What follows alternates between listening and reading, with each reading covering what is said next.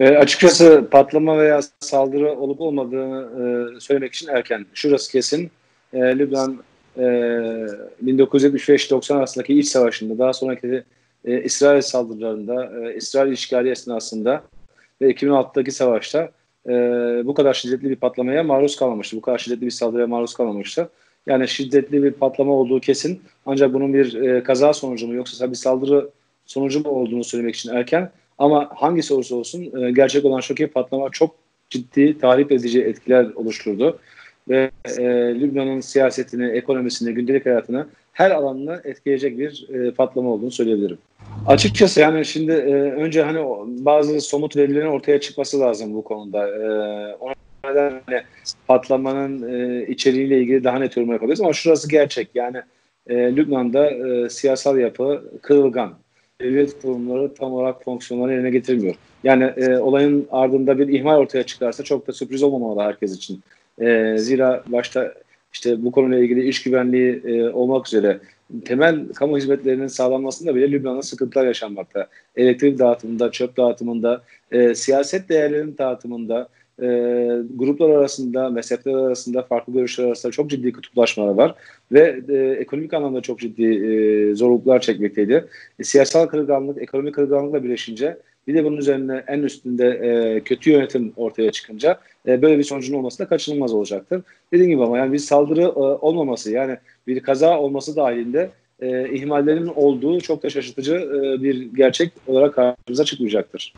Ya şöyle, ben de Amani Münitaat haberini okudum ve bunun 6 yıl önce getirildiği, dolayısıyla oradaki kargo gemisinin işleyişinde bir sıkıntı olduğu için el konulduğunu ve orada depoya kaldırıldığını okudum. Ama bakıldığında oradaki liman tamamıyla Hizbullah'ın kontrolünde değil. Yani oradaki deponun kendisi olabilir ama limanın tamamen Hizbullah'ın kontrolünde değil. Lübnan devleti veya işte şirketler üzerinden işletilen bir sistem. Ama demin de ifade ettiğim o sistemin düzgün işlememesi, kurumların doğru bir şekilde fonksiyonlarını göstermemesi, işlerini düzgün bir şekilde yapmaması, belki de hani o 6 yıl önce getirilen anonim icraatın orada olduğunun bile kayıt altına alınmaması ya unutulması, dolayısıyla gerekli önlemlerin alınmaması beraberine getirmiştir. Dolayısıyla diyorum ya, çok da şaşırtıcı olmaz çünkü bırakın siz herhangi bir gümrük deposunda veya limanda bulunan bir patlayıcı veya patlayıcı yanıcı özelliği olan bir malzemenin bulunmasını, temel hizmetler, bakın trafik ışıklarından bahsediyorum, elektrik temininden, çöp toplamasından, dolayısıyla bunların bile düzgün yapılmadığı bir ortamda bunun olmaması çok büyük şaşırtıcı bir gerçek değil bizim karşımızda. Netanyahu'nun gösterdiği haritadaki liman bu liman değil. Havalimanına yakın bir liman. Burası, ben Beyrut'u iyi bilirim. Beyrut'un içini de, o havalimanı yolunu da iyi bilirim. O haritaya da baktım ben.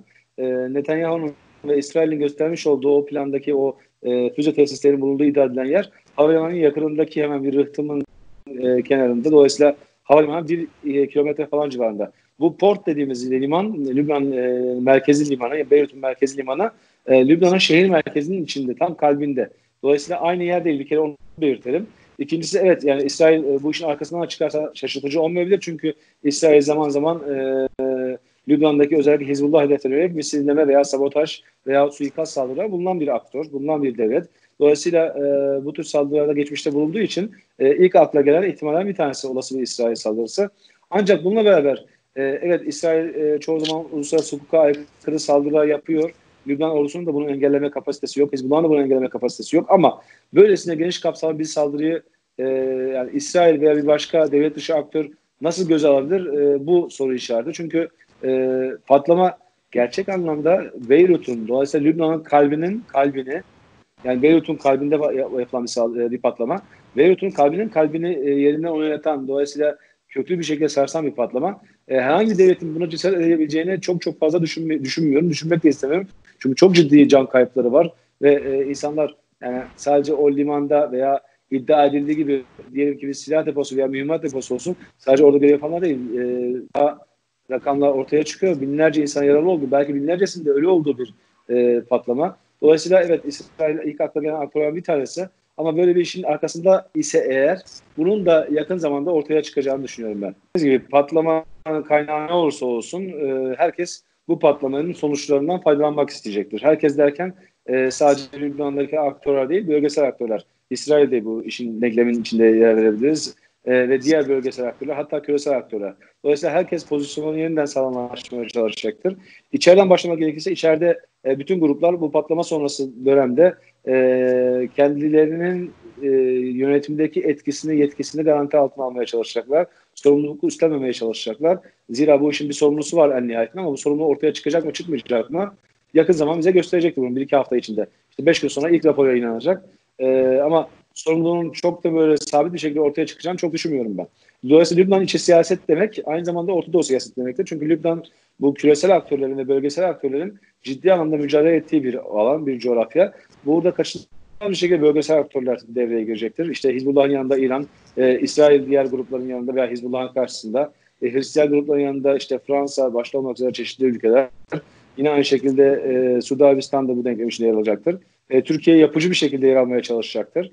Dolayısıyla ciddi bir pozisyon alma söz konusu olacaktır. Hele ki bir de patlamanın kaynağı bir ihmal değil de veya bir kaza değil de bir saldırı niteliğindeyse, yani ve o saldırı yapan ülke de belirlenirse veya grup da belirlenirse tabii ki çok daha farklı sonuçları ortaya çıkacaktır.